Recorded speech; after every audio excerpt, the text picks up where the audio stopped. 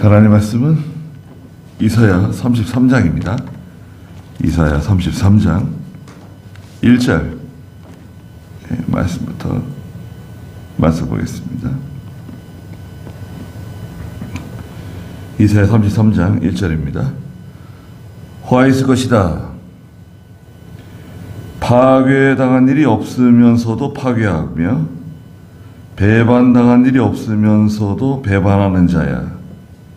네가 파괴하는 것을 그치면 네가 파멸당하게 되며 네가 배반하는 일을 그치면 그들이 너를 배반할 것이다. 그랬습니다. 예. 심판과 구원인데요. 하나님의 심판과 구원. 화 있을 것이다. 1절에 말씀하셨습니다. 파괴당한 일이 없으면서도 파괴한다는 거예요. 아니, 파괴당한 일이 없는데 유다를 파괴해요. 배반당한 일이 없으면서도 배반해요. 배반한 적이 없는데 배반하고. 누굴 가리킬까요? 아시리아입니다. 아시리아. 거대 제국.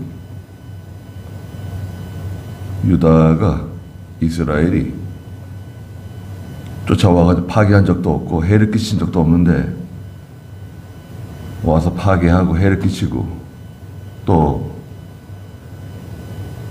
배반한 적이 없는데 와서 배반하고.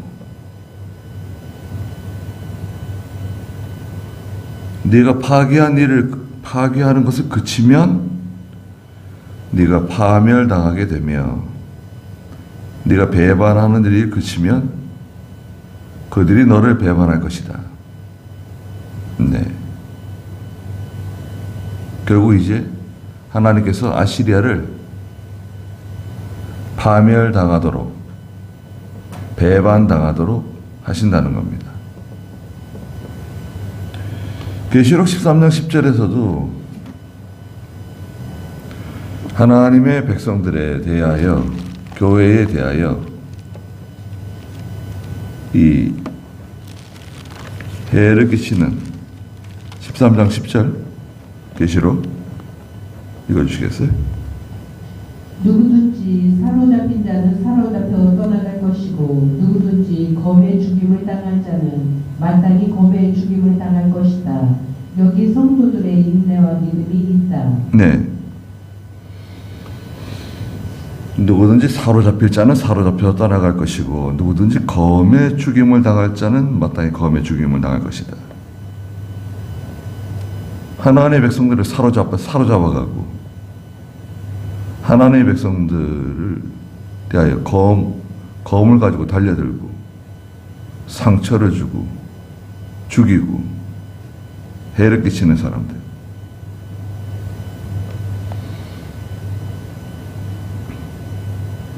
여기 성도들의 인내와 믿음이 있다. 사로잡힘을 당하고 검에 죽임을 당하더라도 믿음을 지키는 성도들이 있다는 거예요. 그러니까 어느 시대나 교회와 성도들이 고난당하는데 이제 역사적으로 이제 이사야 시대는 죄로 인해서 하나님께서 고난을 주시는 거죠. 또 두드러진 죄가 없다 하더라도 이 세상 가운데 있는 교회, 세상 가운데 있는 성도거든요.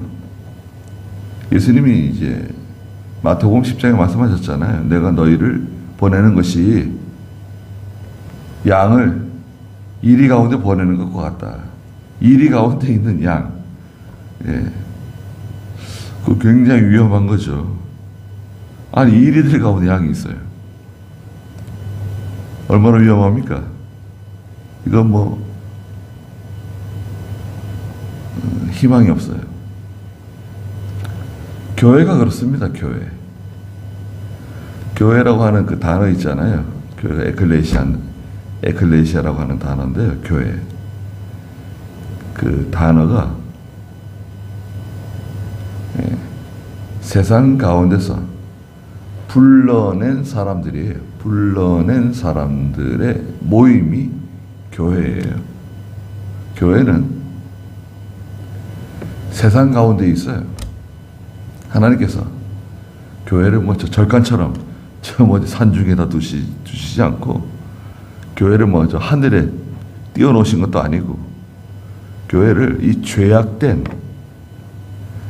공중의 권세 잡은 자가 지배하는 이 세상 가운데 하나님의 교회를 두셨어요. 그러니까 영적으로 보면 이 세상으로부터 계속 공격당하는 시온성과 같아요. 시온성이 있는데 세상으로 계속 외부적인 공격을 받는 거예요.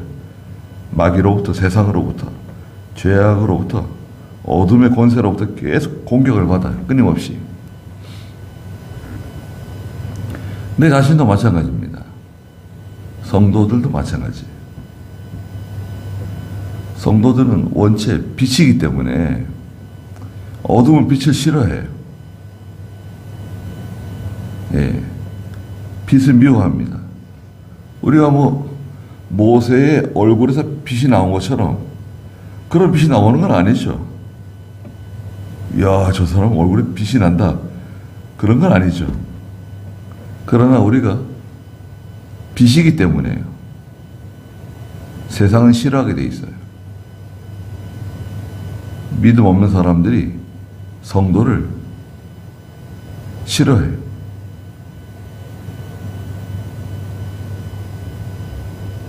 파괴당한 적이 없는데도 파괴하고, 배반당한 일이 없는데도 배반하고, 상처받은 일이 없는데 상처 주고,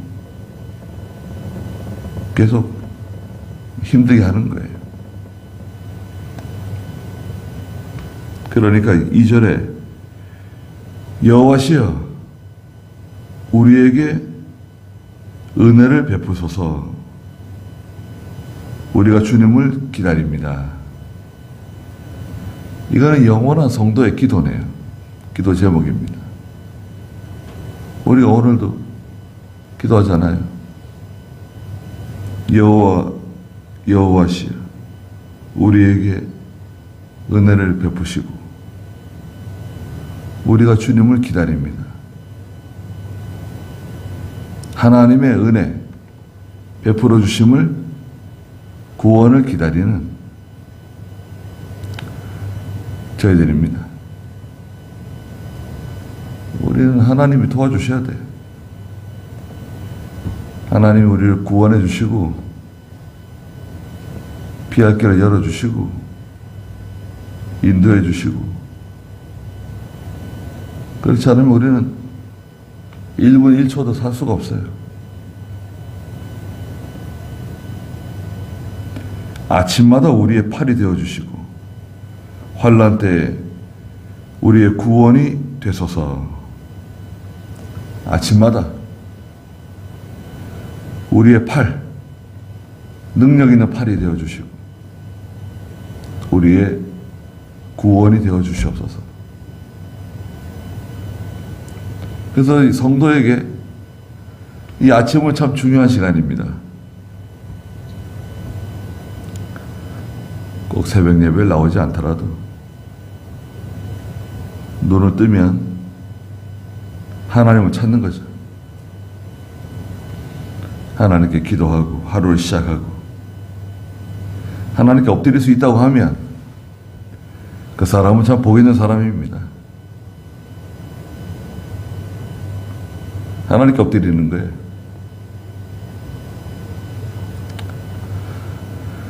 예. 하나님의 그 제단에 우리의 마음을 드리는 거예요. 3절에 우렁찬 소리에 백성들이 도망하며 주께서 일어나실 때 민족들이 흩어집니다. 자, 하나님이 일어나십니다. 성도가 하나님께 부르짖고 하나님께 기도하며 하나님의 은혜와 구원을 호소할 때 하나님이 일어나세요. 우렁찬 소리에 백성들이 도망한다. 하나님께서요, 아시리아의 대적들을 보내셔가지고 아시리아의 대적들을 마치 뒤에 메뚜기 떼와 같이 확 보내셔가지고요, 아시리아 사람들이 다 달아나는 거예요. 주께서 일어나실 때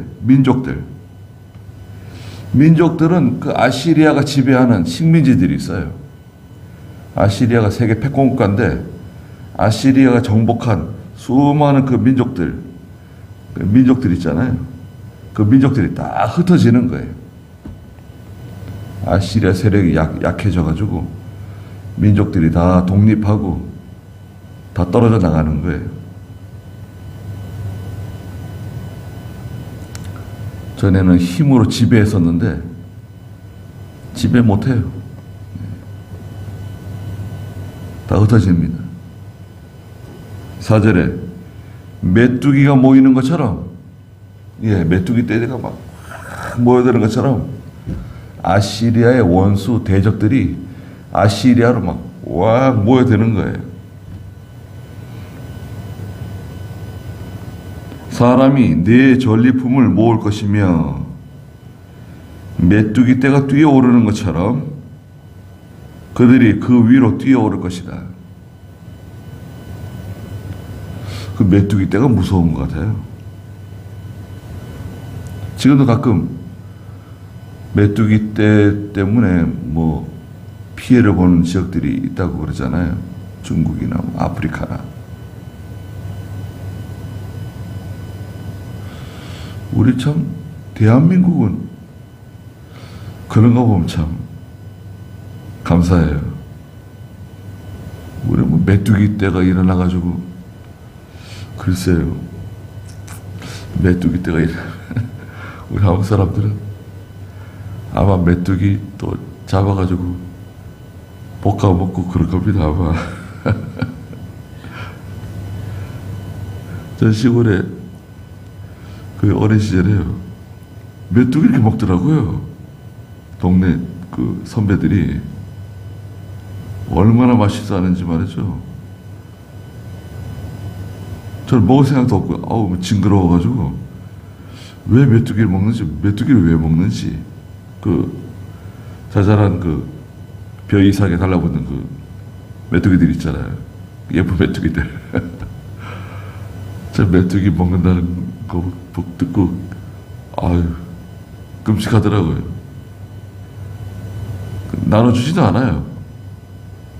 근데 제가 원체 싫어하니까, 너도 한번 먹어보라 그러더라고요.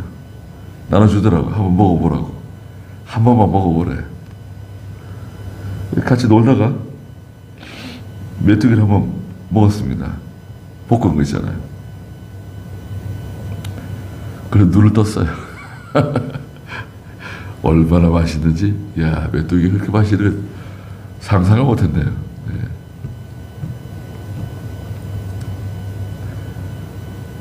그 메뚜기 잡으면 이제 볶아 먹는 거예요. 어머니한테 볶아달라 그래가지고. 네.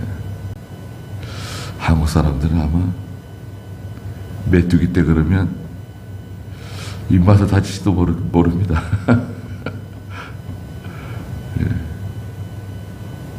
근데 그 메뚜기 떼가 출애굽기에서도 이제 그 하나님께서 이집트에 메뚜기 재앙을 보내시잖아요.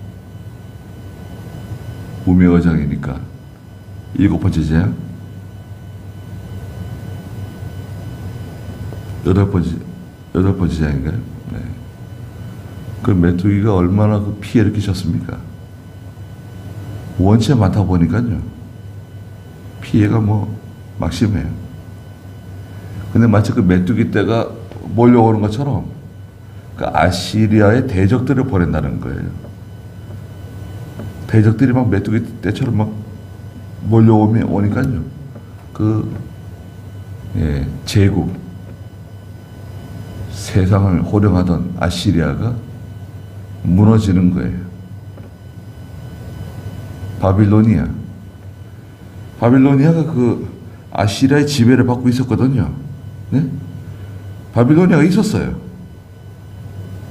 있었는데 아시리아의 지배를 받고 있었어요. 근데 바빌로니아의 세력이 이제 커지고 아시리아는 쇠약해지고, 그러니까 바빌로니아 세력이 그냥 아시리아를 멸망시킨 겁니다.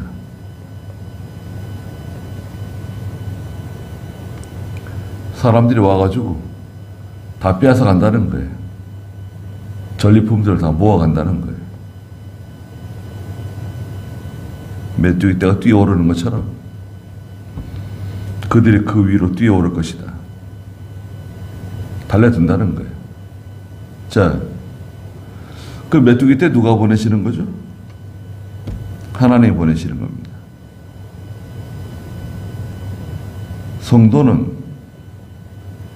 성도는 하나님께서 그 죄로 인하여 징계하시는 거예요.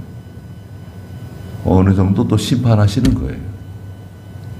죄를 지었잖아요. 선지자가 경고하는 말을 듣지 않잖아요.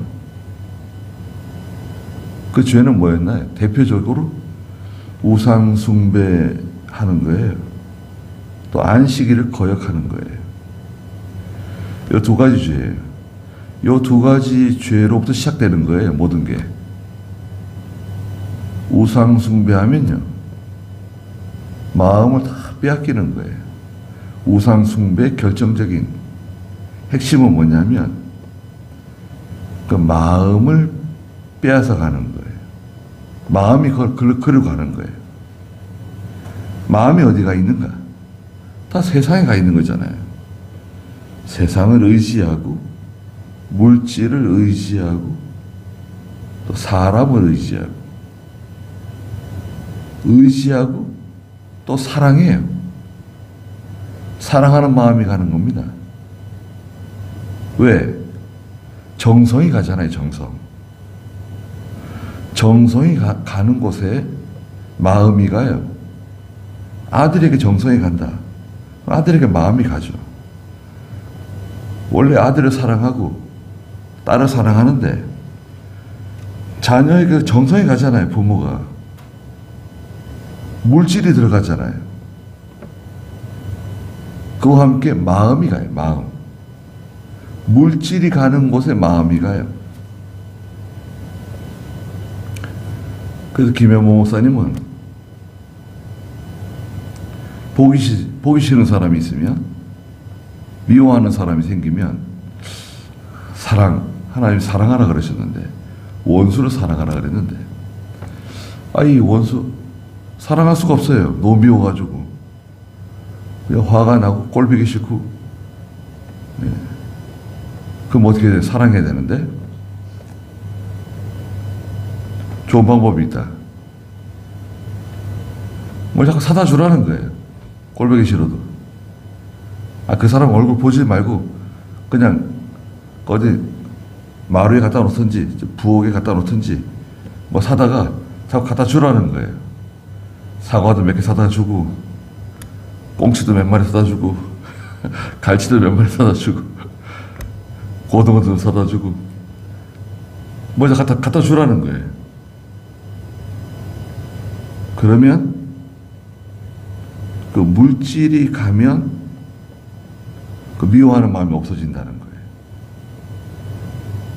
물질이 가면, 정성이 들어가면 그 미워하는 마음이 사라진다는 거예요. 저 사람을 용서해 줘야 되는데, 사랑해야 되는데, 그럼 어떻게 되는가? 물질이 가면 마음이 간다. 용서해 줄 수 있다. 그 사람 얼굴 안 봐도 돼. 그냥 보내주는 거예요. 예. 뭐 요즘에 좋잖아요. 택배가 가니까 뭐 하나 시켜서 보내주는 거예요. 먹으라고. 예. 그렇게 하다 보면 용서하게 된다는 거예요. 불쌍히 여기는 마음이 생긴다는 거예요.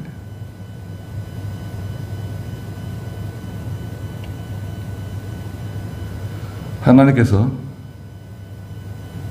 아시리아가 그렇게 강하고 하나님의 성도들을 괴롭히고 그렇게 저 무서운 몽둥이가 되어가지고 십장에 있는 것처럼 그렇게 이스라엘과 유다를 때렸거든요. 그런데 우렁찬 소리에 백성들은 도망치게 되고 주께서 일어나시면 민족들은 흩어진다. 5절에 여호와는 존귀하심으로, 전에 성경에서는 하나님은 지존자이시기 때문에 지존하신 하나님이시다. 좀 어려운 단어인데 예전에 뭐 지존파 있어요. 지존파. 존귀하신 하나님. 존귀해, 존귀. 네. 존귀하신 여호와, 높은 곳에 계시며 공평과 정의로 시온을 채우실 것이다.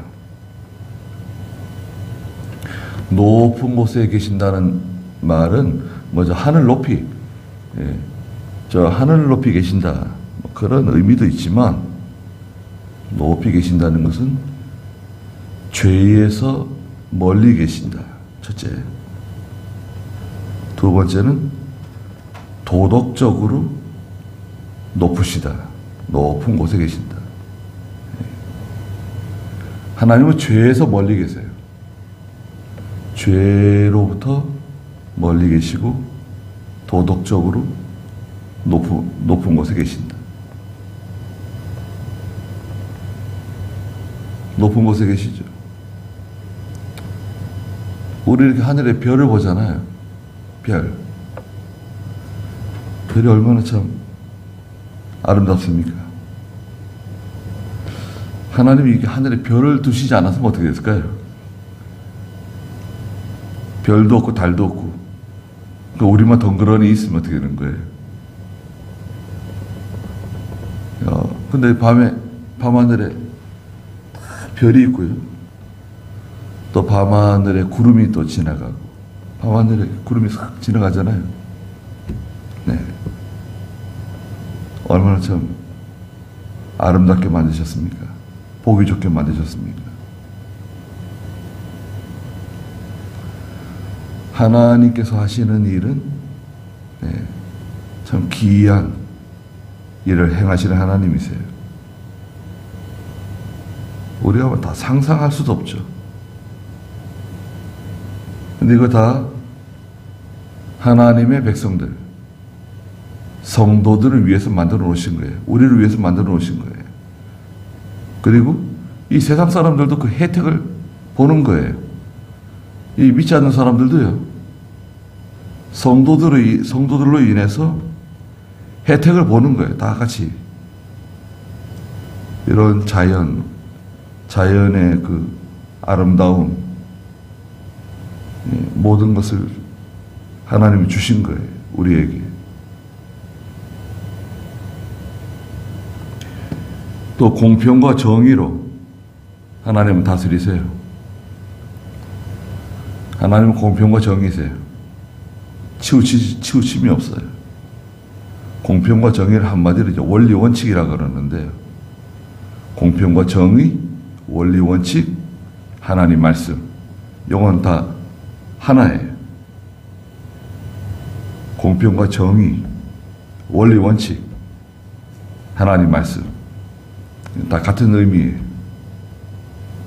성경대로 하나님이 판단하시고 심판하세요. 6절에 내 시대에 평안함이 있으며 구원과 지혜와 지식이 풍성할 것이다. 여호와를 경외함이 시온의 보물이다. 내 시대에 평안함이 찾아올 거다. 하나님이 평안함을 내 시대에 주신다는 거예요. 어느 시대냐? 이 시대는 하나님을 의지하고 하나님께 부르짖는 그 성도의 시대. 그때 하나님께서 편안함을 주세요. 심령이 편안해야 돼요. 심령이 항상 편안하고 고요하고 얼마나 좋아요. 나의 마음 속이 늘 편안해. 야, 그건 진짜 얼마나 귀한 건지 모릅니다. 어디 뭐 깊은 산 속에 들어가야지 뭐 평안해. 사람 마음 속이 다 복잡한데, 머리가 복잡한데 아무리 깊은 숲 속에 들어간들 편안해질까요? 그거 잘 안 됩니다. 제가 경험해 본 바로 산에 가잖아요. 머리 복잡한데 땅 속으로 들어가는 것 같아요. 이게 너무 무거워가지고요.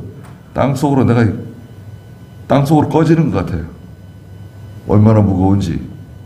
야, 이거 뭐 이렇게 해서 살기 힘들겠다. 이런 생각이 들더라고요.